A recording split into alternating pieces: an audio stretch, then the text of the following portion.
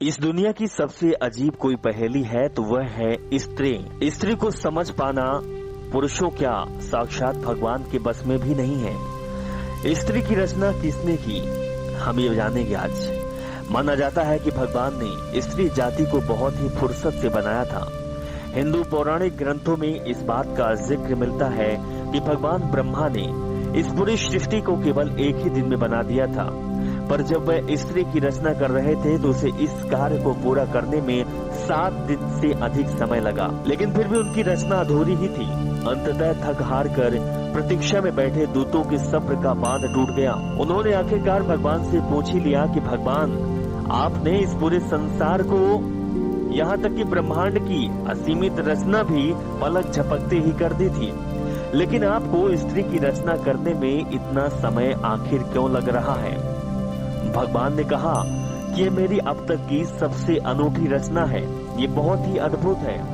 ये मेरी वो रचना है जो विकट से विकट हालात में डटी रहती है। चाहे कैसी भी परिस्थिति हो, ये सबको खुश रख सकती है और न केवल अपने बच्चों को बल्कि पूरे परिवार को एक साथ प्यार दे सकती है।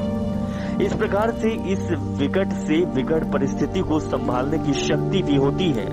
यह एक साथ कई कार्य कर सकती है और अपने दुलार से छोटी मोटी खर्चों से लेकर बड़े से बड़े घाव भी भर सकती है।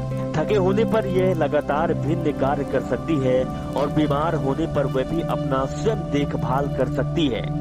इतना सब कुछ सुनकर देवदूत चकित रह गए और आश्चर्य से पूछ बैठे कि भगवान, ये सब कुछ कह दो हाथों से कर पाना क्या संभव है? इस पर भगवान ने कहा कि मत भूलो बच्चों, यह मेरी अब तक की बनाई गई रचनाओं में से सबसे अद्भुत और सबसे श्रेष्ठ रचना है। इसके लिए कुछ भी असंभव नहीं है। ये सुनकर देवदूत और भी उत्साहित हो गए। पास जाकर भगवान की इस रचना को हाथ लगाकर देखने लगे, लेकिन हाथ लगाते ही देवदूत बोले, भगवान ये तो बहुत ही नाजुक है।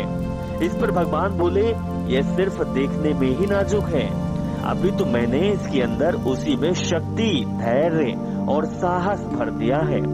इतना सुनकर देवदूत स्त्री के अनुरूप में खो गए और टकटकी लगाकर उसे निहारने लगे। स्त्री के मुख पर कुछ गीला सा लगा। जिज्ञासा से बोले कि भगवान, इसके गाल तो गीले हैं, ऐसा है इस नेत्र में से कुछ बह रहा है।